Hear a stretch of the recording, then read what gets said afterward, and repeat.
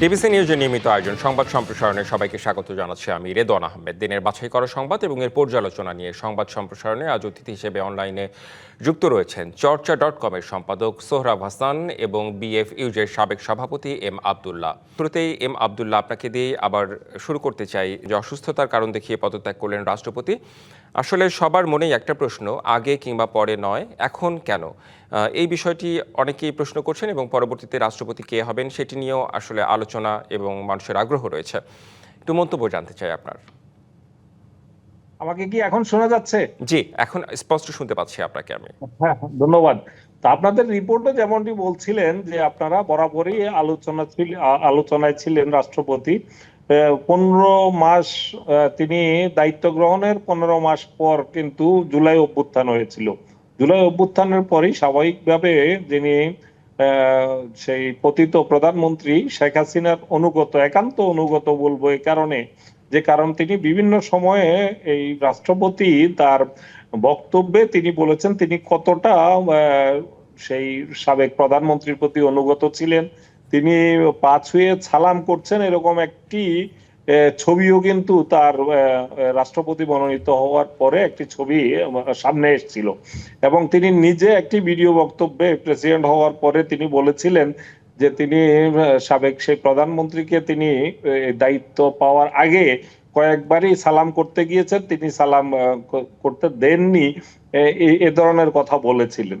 তো সব মিলিয়ে তিনি তার বক্তব্যে বিভিন্ন সময়ে সেই প্রধানমন্ত্রীর প্রতি তার ব্যক্তিগত অনুরাগ এবং তার যে আনুগত্য সেটা প্রকাশ করেছেন। তো এরকম একজন বিশেষভাবে অনুগত একজনকে রাখা যে কোনো সরকারের জন্য পরিবর্তিত পরিস্থিতিতে এটা ঝুঁকিপূর্ণ মনে হওয়াই খুবই স্বাভাবিক। যদিও অন্তর্বর্তীকালীন সরকারের 1.5 বছর বিভিন্ন সময়ে এই বিষয়টি জোরালো হয়েছে, কিন্তু বিএনপি কৌশলগত কারণে হোক বা সাংবিধানিক সংকটের বিষয়টিকে সামনে এনে হোক, বিএনপি কিন্তু এ ধরনের শূন্যতায়, যে বঙ্গভবনের শূন্যতাটি চায়নি। বিএনপির এই অবস্থানটা নিয়ে বিতর্ক ছিল, বিতর্ক হয়তো আরো হতে পারে, কিন্তু এখনো এই বিষয়টা স্পষ্ট করে বলা দরকার যে তখন এ ধরনের শূন্যতা হলে এটা নতুন মাত্রা যোগ করত দেশের রাষ্ট্র ব্যবস্থায়। তো সেই জায়গাটাতে বিএনপির অবস্থানটা অনেকেই মনে করেন, সংবিধান বিশেষজ্ঞ সহ অনেকেই মনে করেন যে বিএনপির তখনকার অবস্থানটা সঠিক ছিল। কিন্তু বিএনপি দায়িত্ব গ্রহণ করার পরও কিন্তু 5 মাস তারা এ বিষয়ে সিদ্ধান্ত নিতে সময় নিয়েছে এবং তারা হয়তো রাষ্ট্রপতিকে আস্থায় নিয়েই দেশটা আরো কিছুদিন চালানোর চিন্তা করেছে। এখানে আরো একটি বিষয় অনেকে সামনে এনেছেন যে নতুন রাষ্ট্রপতি এমন একটি সময়ে নতুন রাষ্ট্রপতিকে আনতে চান যাতে করে পরবর্তী যে জাতীয় নির্বাচন হবে তখন তাদের নির্বাচিত রাষ্ট্রপতি বঙ্গভবনে থাকেন। এই যুক্তি কিন্তু সেভাবে দোপে টিকে না, কারণ যদি বিএনপি ফেব্রুয়ারি মাসে দায়িত্ব গ্রহণ করার পরও যদি পরপরই সংসদের প্রথম অধিবেশনেই যদি রাষ্ট্রপতি নির্বাচন করত, তারপরও কিন্তু পরবর্তী জাতীয় নির্বাচনের সময় সেই নির্বাচিত রাষ্ট্রপতি থাকতেন। সুতরাং এ ধরনের নানা ধরনের বিশ্লেষণ আসলেও রাষ্ট্রপতি শাহাবুদ্দিন, যিনি আজকে পদত্যাগ করলেন, গতকাল পদত্যাগ করলেন, তারকে নিয়ে বিতর্কের কিন্তু শেষ নেই। তার নানান দিক থেকে রাজনৈতিক, তিনি ছাত্রলীগ করতেন, তিনি শেখ হাসিনার বিশেষ অনুগত, এইসব দিক যেমন আছে, এছাড়াও তিনি দুদকে দায়িত্ব পালন করার সময় তার নৈতিকতা নিয়ে অনেক প্রশ্ন আছে। তিনি এসালমের হয়ে ইসলামী ব্যাংকে দায়িত্ব পালন করা নিয়ে তার নৈতিকতার দিকটা খুব বড় করে প্রশ্নবিদ্ধ হয়েছে। তো এ ধরনের একজন ব্যক্তিকে বঙ্গভবনে রেখে কোনো সরকারই স্বস্তি বোধ করে না। বিশেষত আমি বলবো যে তার এই যে বিদায়টা ত্বরান্বিত হয়েছে, পতিত প্রধানমন্ত্রী যিনি দিল্লিতে আছেন, তিনি ডিসেম্বরে ফেরার যে আওয়াজ দিয়েছেন, এই আওয়াজটা যদিও আমি মনে করি এটা একটি ফাঁকা আওয়াজ, তিনি আসবেন এটা আমি ব্যক্তিগতভাবে আমি যতটুকু বুঝি আমি সেটা বিশ্বাস করি না। তারপরেও এই আওয়াজের কারণে তার যে একটি শক্তির জায়গা, ভর কেন্দ্র যেটা বঙ্গভবন, সেই জায়গাটাতে তার একজন বিশ্বস্ত লোককে রেখে দেয়া, এটা নতুন যারা রাষ্ট্র ক্ষমতায় আছেন তাদের জন্য। আপনি নানা আঙ্গিক ধরে আসলে আলোচনা করছিলেন, আমাদের সঙ্গে জুলাইয়ের আরেকজন পক্ষে অতিথি রয়েছে, আমরা একটু তার কাছ থেকেও শুনে আসি। ঝুঁকিপূর্ণ মনে হওয়াটাই আমরা একটু সোহরাব হাসানের কাছে আসতে চাই, আবারও ফিরবো আপনার কাছে। সোহরাব হাসান, আপনার কাছে একটু জানতে চাই যে সাংবিধানিক সংকট থেকে দেশকে রক্ষা করেছেন, দাবি করেছেন মানে সদ্য বিদায়ী রাষ্ট্রপতি মোহাম্মদ শাহাবুদ্দিন, এবং পদত্যাগে কোনো চাপ ছিল না সরকারের, এই বিষয়টিও তিনি উল্লেখ করেছেন। কি বলবেন এই প্রসঙ্গে? ধন্যবাদ। আক্ষরিক অর্থে তো তার এই পদত্যাগের যে ভাষা বা সেখানে যে দাবি, সেটা অস্বীকার করা যায় না, সেটা সত্যই আক্ষরিক অর্থে। প্রথমত হচ্ছে যে আহ, বিদায়ী রাষ্ট্রপতি বেশ কিছু দৃষ্টান্ত স্থাপন করেছে। এক হচ্ছে, তিনি যখন এলেন, মানে দায়িত্ব নিলেন, তখনই অনেকে বিস্মিত হয়েছিলেন, কিন্তু তার বিদায়ের সময় কিন্তু কেউ বিস্মিত হননি। হয়তো দুদিন আগে হতে পারতো বা দুদিন পরে হলো। এটি একটি। দ্বিতীয় হচ্ছে, তিন সরকারের আমলে তিনি দায়িত্বটা পালন করেছেন। আওয়ামী লীগ সরকারের আমলে নির্বাচিত, এবং সেখানে প্রায় 2 বছরের কম সময়ে দায়িত্বে ছিলেন। পরবর্তী আহ, অন্তর্বর্তী সরকারের 1.5 বছর, এবং বিএনপি সরকারের 5 মাস। তা এটিও একটি কি বলে আহ, আহ, উল্লেখযোগ্য ঘটনা হিসেবে থাকবে। আর চতুর্থ হচ্ছে যে, আব্দুল্লাহ ভাই যেমন বলছিলেন যে আমাদের রাষ্ট্রপতিরা, প্রথমত সাংবিধানিক রাষ্ট্রপতির তেমন কোনো দায়িত্ব নেই। বিচারপতি শাহাবুদ্দিন আহমদ বলেছিলেন যে মিলাদ পড়া এবং কবর জিয়ারত করা ছাড়া তার কোনো কাজ নেই। যদিও তিনি নিজে অনেক সাহসী পদক্ষেপ নিয়েছেন, এবং অনেক ঝড় ঝঞ্ঝার উতরিয়ে তিনি শেষ দিন পর্যন্ত দায়িত্ব পালন করেছিলেন, এবং তিনি 2 সরকারে আমলেই দায়িত্ব পালন করেছিলেন, অস্থায়ী রাষ্ট্রপতি হিসাবে বিএনপির সময় এবং আওয়ামী লীগের সময় পূর্ণাঙ্গ রাষ্ট্রপতি। 3 সরকারের আমলে। আমি একটু আপনার কাছে জানতে চাই যে তিনি কি বাধ্য হয়ে এসব করেছেন, না স্বতঃস্ফূর্তভাবে দেশের সংকট দেখেই আসলে এটা তিনি করেছেন? মানে বাধ্য হওয়া না হওয়া তো সার্বিক পরিস্থিতির উপর নির্ভর করে। হ্যাঁ। এখন এর বিকল্প হতে পারতো যে তিনি চব্বিশের গণ অভ্যুত্থানের পর হয় তিনি দায়িত্ব ছেড়ে দিতেন, অথবা তাকে ছেড়ে দিতে বাধ্য করা হয়। এর আগে তো এরকম ঘটনা ঘটেছে। সুতরাং এখানে বলা যায় যে এক ধরনের আহ সংবিধান রক্ষা হোক বা ধারাবাহিকতা হোক, এক ধরনের আপোষমূলক অবস্থান ছিল। জি, আর ভারসাম্য রক্ষারও একটা বিষয় ছিল। অন্তর্বর্তী সরকারের সময় তাকে তার বিরুদ্ধে আন্দোলন হয়েছিল, তাকে অপসারণের জন্য। বিএনপি সেখানে কিন্তু সেই অবস্থান নেননি যে যদি তাকে সরানো হয়, তখন জাতীয় সংসদ ছিল না, তাহলে নতুন রাষ্ট্রপতি কে নির্বাচন? এর আগে যতবার পরিবর্তন হয়েছে, সেটি কিন্তু এ ধরনের পরিবর্তন হয়েছে, সেটা হচ্ছে সামরিক শাসনের আমল। সংবিধান তখন স্থগিত ছিল, কিন্তু এবারে কিন্তু সংবিধান স্থগিত ছিল না। মানে সাংবিধানিক ধারাবাহিকতাই হয়েছে, যেটি 2006-7 সালেও, 7-8 সালেও কিন্তু আরেকটি এরকম পরিবর্তন, অস্বাভাবিক পরিবর্তনই বলবো, সেটি হয়েছিল। তখন সেনা সমর্থিত তত্ত্বাবধায়ক সরকার দায়িত্ব নিয়েছিলেন, আগের রাষ্ট্রপতিকেই নিয়ে রেখে দিয়েছিল। এবং পরবর্তী দেখুন, এটা হচ্ছে ইতিহাসের ট্রাজেডি। এবং ব্যক্তি জি, জি। কোনো কারণে, যান্ত্রিক ত্রুটির কারণে হয়তো এই মুহূর্তে শুনতে পারছি না। এম আব্দুল্লাহ, আপনার কাছে একটু আসতে চাই। মানে উনি তো আগেও পদত্যাগ করতে পারতেন, সময় ছিল পরেও পদত্যাগ করতে পারতেন, এবং নানা গুঞ্জন শোনা যাচ্ছে, নানা গণমাধ্যমেও নানা রকম খবর এসেছে। এই মুহূর্তেই মানে এই সময়টাকেই কেন বেছে নেওয়া হলো? তাকে তাকে যেতে হবে, এটা তিনি যেমন জানতেন, সেটা সবার জানা ছিল। কিন্তু এই সময়টার কথা আমি যেটা আগেই বলছিলাম, যে এটাকে ত্বরান্বিত করেছে পতিত প্রধানমন্ত্রীর ডিসেম্বরে ফেরার, যে যাতে, কারণ রাষ্ট্রপতি একই সঙ্গে সশস্ত্র বাহিনীর সর্বাধিনায়ক, এবং তার হাতে একটি কিন্তু সাজাপ্রাপ্ত মানুষজনকে সাজা মওকুফের তার একটা ক্ষমতা আছে।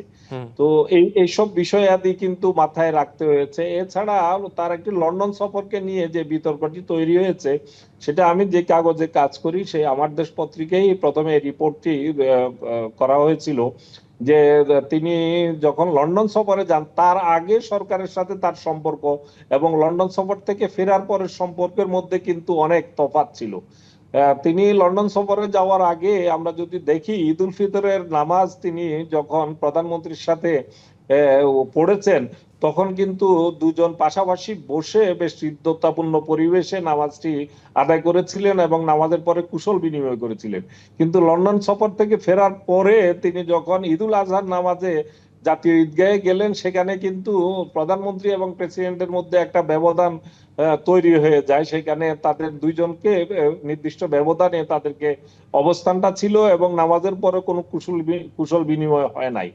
এই জায়গাটাতে গোয়েন্দা সূত্র থেকে আমাদের পত্রিকা, বিশেষ করে আমাদের যে রিপোর্টটি করেছে একটা শীর্ষ সংবাদ, যে একটা রিপোর্ট পেয়েছে যে লন্ডনে তার যে গতিবিধিটা ছিল, তিনি কিছু সময়ের জন্য তিনি যে হোটেলে উঠেছিলেন কিছু সময়ের জন্য সেই হোটেলটি পরিবর্তন করেছেন এবং ভিন্ন হোটেলে তার সাথে সেখানকার লন্ডন আওয়ামী লীগের লোকজনের সাথে কিছু কথাবার্তা হয়েছে। তখন আওয়ামী লীগের কোনো একজন নেতার ফোনে তিনি সেই দিল্লিতে অবস্থানকারী পতিত প্রধানমন্ত্রীর সাথে তার কনভারসেশন হয়েছে, এ ধরনের তথ্য গোয়েন্দা সূত্র থেকে আমাদেরকে দিয়েছিল।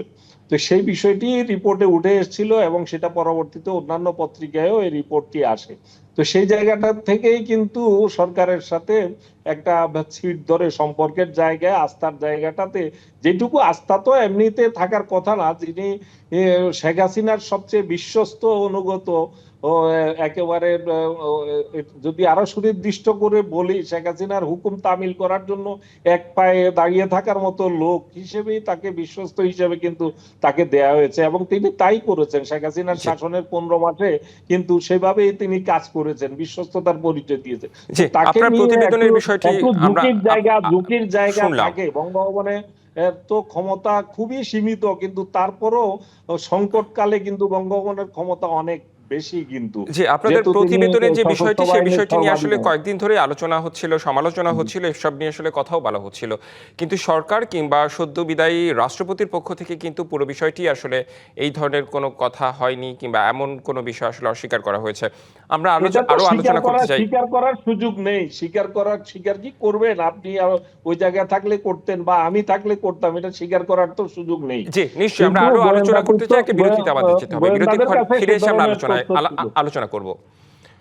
সংবাদ সম্প্রসারণে একটি বিরতি নিচ্ছি, ফিরছি একটু পরে। বিরতির পর আবারও স্বাগত সংবাদ সম্প্রসারণে। সঙ্গে আছেন চর্চা.com-এর সম্পাদক সোহরাব হাসান এবং বিএফইউর সাবেক সভাপতি এম আব্দুল্লাহ। বিরতির পর আবারও স্বাগত জানাচ্ছি আপনাদের দুজনকেই। সোহরাব হাসান, আপনাকে দিয়ে শুরু করতে চাই। রাষ্ট্রপতি আজ বলেছেন, ডিবিসি নিউজকে বলেছেন, কোনো পদত্যাগে তিনি পদত্যাগে তার কোনো রকম চাপ ছিল না সরকারের, এবং সাংবিধানিক সংকট থেকে তিনি দেশকে রক্ষা করেছেন এবং তিনি আরও বিস্তারিত আলোচনা করেছেন, যেটি ওনার পক্ষে আলোচনা করেছেন।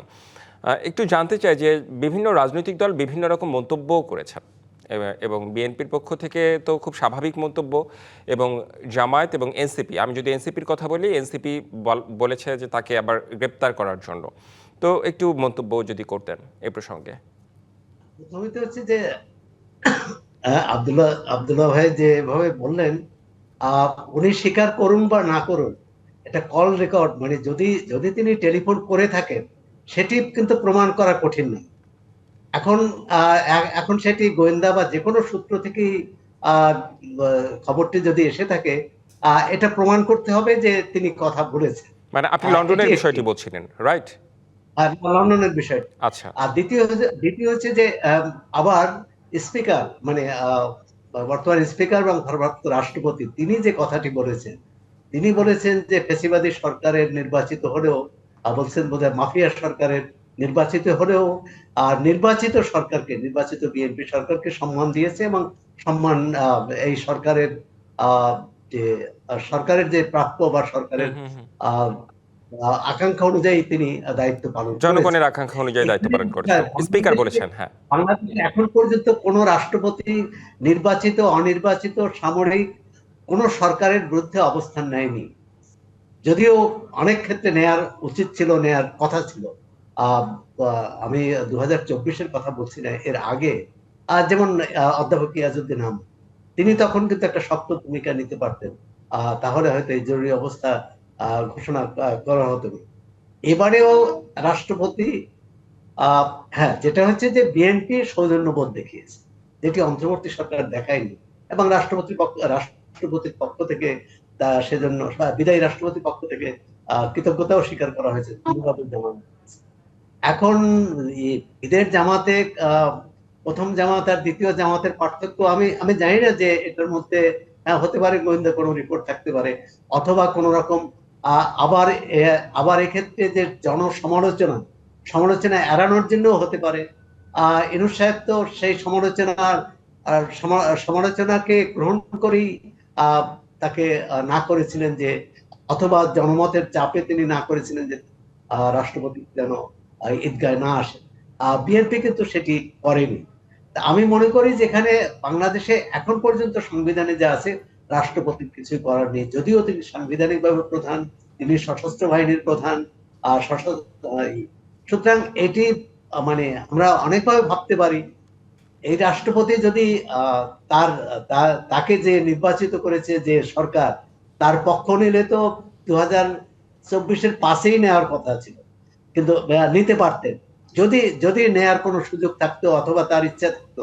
সেই 5 তারিখেই যখন নিতে পারেনি, এবং তখন গণ অভ্যুত্থানের একটি সরকারকে সরিয়ে যে অন্তর্বর্তী সরকার গঠিত হয়েছে, তাদের শপথ পড়িয়েছেন। শপথ পড়ানো মানে হচ্ছে এই সরকারের প্রতি তার আস্থা ব্যক্ত করা। পরবর্তীকালে নির্বাচন হওয়ার পর তো তার বাইরে যাওয়ার উপায় নেই। আমি একটু সংক্ষেপে দুটো প্রশ্নের উত্তর জানতে চাই। মানে বিএনপির সৌজন্যতা বোধকে আপনি ইতিবাচক হিসেবে দেখছেন, কিন্তু জামায়াত কিংবা এনসিপি যেসব কথা বলছেন সেসব বিষয়ে কি বলবেন? একটু 1 মিনিটের মধ্যে যদি বলতেন।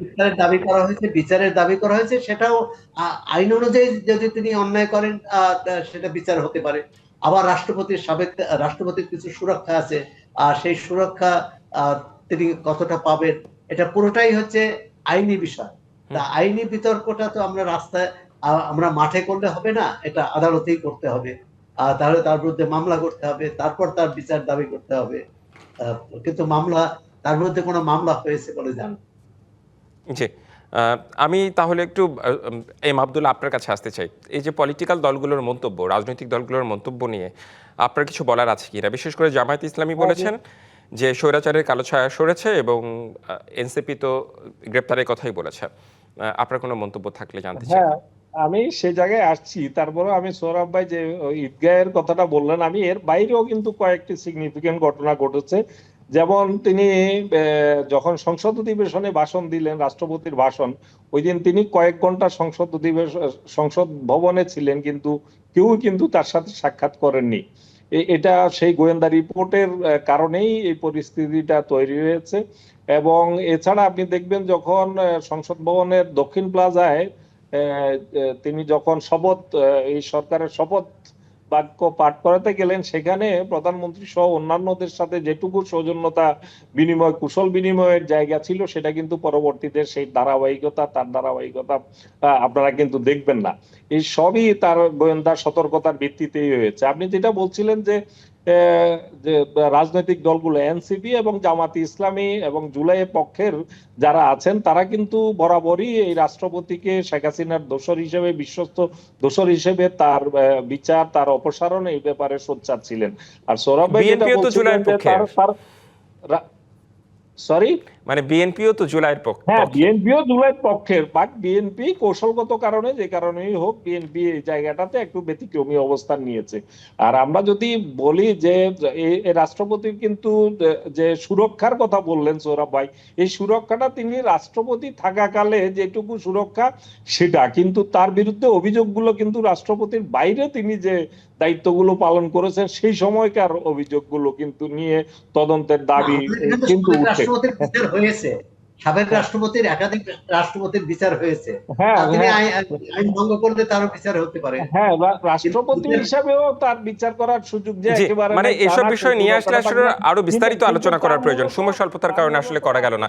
আপনাদের দুজনকে অনেক অনেক ধন্যবাদ, সোহরাব হাসান এবং এম আব্দুল্লাহ। এই ছিল সংবাদ সম্প্রসারণে, ডিবিসির সঙ্গেই থাকুন।